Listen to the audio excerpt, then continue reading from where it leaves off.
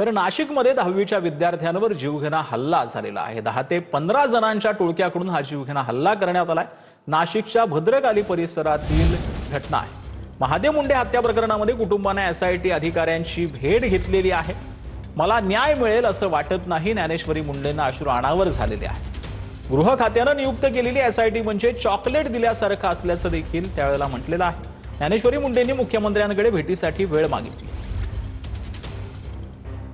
SIT हे एक ते म्हणतात ना, माकडाच्या हातात चॉकलेट दिल्याप्रमाणे, म्हणजे सगळ्यांना मला वाटलं की खरंच माझ्या नवऱ्याला न्याय देतील, पण नाही। एक खातं खूप म्हणजे असं नाकाम आहे सगळं। मी पुढची दिशा एवढीच आहे, माझी मुख्यमंत्री साहेबांना एवढी मागणी आहे की साहेब मला तुम्ही परत भेटीची टाइम द्या, का तर माझ्या नवऱ्याला इथं म्हणजे ह्या परळीतून आणि ह्या म्हणजे जे परळी पोलिसांनी केलं तेच एसआयटी पथक काकून बी होत आहे, हे मला तुम्हाला सांगायचं आहे। मला तुम्ही भेटीचा